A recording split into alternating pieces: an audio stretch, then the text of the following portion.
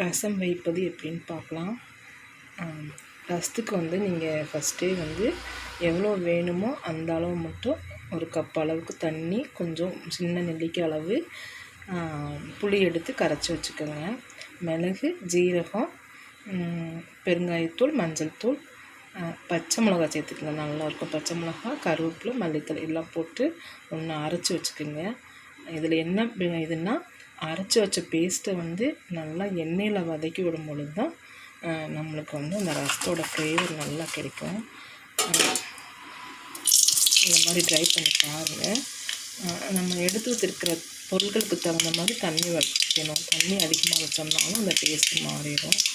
இப்போ எண்ணெய் ஊற்றி கடுகு போட்டதும் நம்ம அரைச்சி வச்ச பேஸ்ட்டை போட்டுக்குவோம். போட்டுட்டு அந்த பேஸ்ட்டை வந்து நல்லா வந்து எண்ணெயில் வந்து கொஞ்சம் நேரம் அந்த பச்சை வாசனை போக வரணும், நல்லா ஃப்ரை பண்ணணும். ஃப்ரை பண்ணும்பொழுது தான் அந்த ரசத்தோட ஃப்ளேவர் நல்லாயிருக்கும். அப்போ நம்ம எடுத்து வச்ச புளியை வந்து அதுக்கப்புறம் சேர்த்துக்குவோம். இதில் வந்து மிளகு, ஜீரகம், பச்சை மிளகாய், கருவேப்பிலை, பெருங்காயத்தூள், மஞ்சள் தூள் எல்லாம் சேர்த்து நம்ம பேஸ்ட்டை வந்து ரொம்ப வலுவலுன்னு அரைக்காமல் முக்கால் பதத்துக்கு அரைச்சிட்டு நம்ம கடுகு, கருவேப்பிலை போட்டு தாளிச்சிட்டு இந்த மாதிரி வந்து நம்ம அந்த பேஸ்ட்டை வந்து கொஞ்சம் நல்லா வந்து அந்த எண்ணெயில் வதங்கி அதுக்கப்புறம் வந்து நம்ம புளி கரைச்சி வச்சுருக்கோம் இல்லையா தண்ணி, அந்த தண்ணியை நம்ம சேர்த்துக்கணும். சேர்க்கும் பொழுது தான் வந்து ரசம் வந்து டேஸ்ட்டாக இருக்கும். இந்த மாதிரி செஞ்சு பாருங்கள்.